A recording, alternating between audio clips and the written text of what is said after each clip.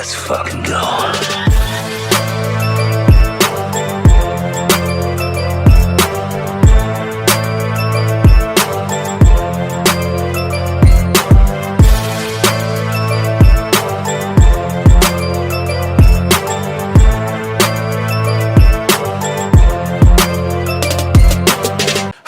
Welcome to the Comic and Movie Show. My name is Deshaun, and today I am here to review Predator Badlands. Now, the Predator franchise had a renaissance in the last few years since Dan Trachtenberg has taken over the reins for the franchise. Now, it's funny. I've already talked about this plenty of times before. I've mentioned this when I reviewed Prey. I mentioned this when I reviewed Alien Earth, and I mentioned this when I reviewed Killer of Killers, that the funniest thing about the Disney acquisition of Fox that happened in 2019, only a few years ago now, only like, what, 5 years ago now? No, 6 years ago now? Well, it'll be 7 soon. Feels like time flies, but one of the funniest things about when Disney bought Fox was that people were worried about 2 franchises. It was the Alien and the Predator franchise. They were like, Disney is gonna Disneyfy these franchises and they're gonna fuck it up, yada yada yada. And ironically, the best thing that happened since Disney bought Fox is the Alien and Predator franchises. In particular, the Predator franchise, because Dan Trachtenberg came out with Prey a few years ago. I feel like that was like maybe 3 years ago. And Prey was such a breath of fresh air. It was the closest movie to the original Predator movie that came out with Arnold in it. It was the closest thing to that. It felt more grounded. It felt more visceral. It made more sense. It was executed better. I loved Prey. I thought Prey was a great return to form, and it showed that Dan Trachtenberg understood the Predator, understood the universe that it was in, and understood what he was doing with it. And then he would come out with, I think Killer of Killers came out last year, earlier this year, and Killer of Killers was a dope little anthology movie. We saw the Predator hunting people throughout the decades, hunting a samurai, hunting, well, or a samurai slash ninja, hunting a Viking, hunting a World War II pilot. And it was it's one of the things that, like, us as fans of that material, of the Predator franchise and of the Alien franchise, have kind of like theorized about. There was many a times me and my friend Seth would sit in the car talking the shit about the Predator franchise and be like, dude, what if they just had the Predator hunting people in different decades? So Killer of Killers was a dope idea, and seeing it on, sure, could Killer of Killers have been a bit more longer? Could they have picked one of those things to focus on? Sure, but it was still a fun time, and it was more expansion on the mythos of the Predators, as we learned in Killer of Killers, that the Predators don't just let you go once you defeat one of them. No, they capture you. They go back, they capture you, and they keep you on stasis. Now, we don't know why they do this, but we know that they went back and captured all the people. They went back and captured the girl from Prey, and they also went back and captured Donald Glover and Arnold Schwarzenegger as characters from Predators 1 and 2. So we know that they go back and keep you in stasis and shit. And we've just learned a little bit more about the mythos behind these characters and the Predator and what they are all about. But never have they ever done anything like this. Predator Badlands is a daring, bold, and I would say much needed change of direction for the franchise, because while I love Prey for it being such a well executed callback to the past, some movies don't need to reinvent the wheel. Some movies just need to execute. Like, some movies, Prey is one of those movies that's like, the actual Predator thing hasn't been done well in so long that seeing it done well and with passion and with respect was like, that was enough. Predator's Badlands is doing something completely brand new. First of all, the movie is PG-13, which might turn some people off because some people associate the Predator with being bloody and violent, which is true.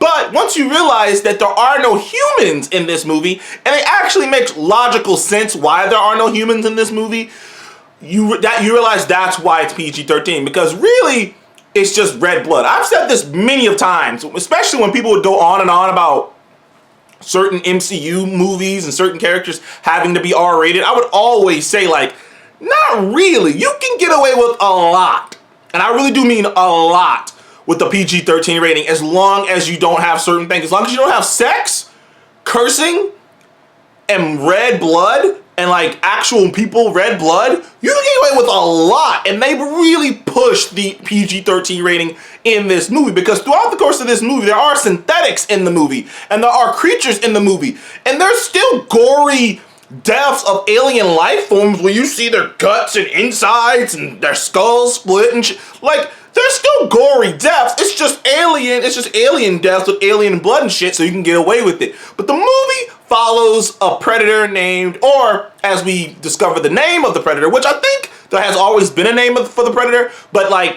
it's just, it feels like one of the first times you've ever heard it said is, I think they're called I might say it wrong, Yaja? I think that's what they're called, Yajas. I might be saying it wrong, but they're like the Yajas culture, which has always been fascinating. It's always been this combination of like Apaches and Spartans, because the way they're tribal, the tribal way that they are, mixed with this kind of like warish kind of nature behind them, because they have these advanced technologies and tools and ships, and they can wage war on anyone, but their entire culture is built around hunting big game. Like, that is their whole fucking culture, and it's fascinating. But we follow a young predator, or a young Yacha, named Dak, and Dak is the runt of the litter. He's the smallest of his siblings. He's really feels like you can tell he's been bullied. You can tell he's had a hard time his entire life. And Dak is trying to prove himself to his brother. But unfortunately for Dak, his father is a complete piece of shit. Or, I don't know, maybe that's just how the culture is.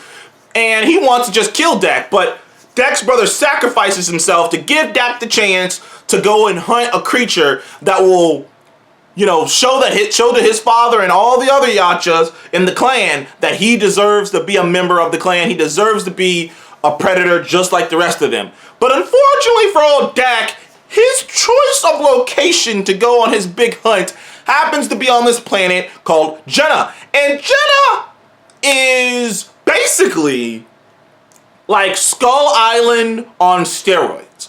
It's like Skull Island, but worse.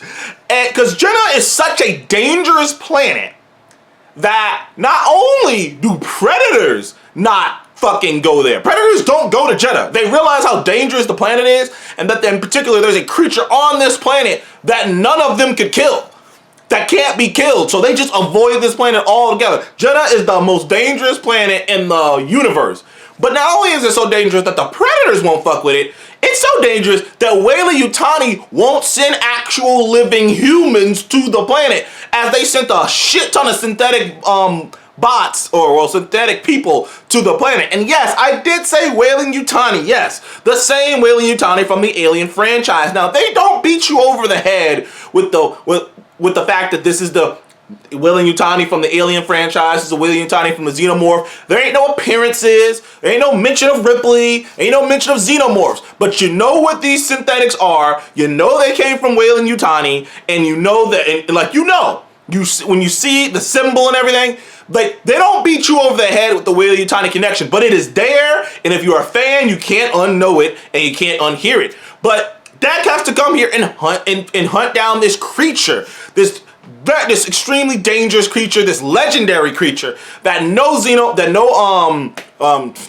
Yaja has ever been able to kill, that no predator has been able to kill, and he's gonna kill it to prove himself. And along the way, he would pick up a droid called Thia, and this little hairy little fella that they just called Bud. But yeah, he'd pick up Thia, who is a synthetic droid. But Thia is a unique synthetic droid, as she was programmed to have emotions, because in order to be able to understand the animals and the creatures that they capture, because about 2 years ago, Weyland-Yutani sent out all these droids, or synthetics there, synths there, to capture specimens and experiment and track them and whatnot. But they sent 2 special droids there, Thia and her sister, so to speak, who looks exactly the same. They're like copies of each other, but they are programmed to be a little bit more emotional. They were programmed to have a little bit more feeling because they needed that to, like I say, relate to the creatures and be able to hunt them up and be able to take advantage of the creatures.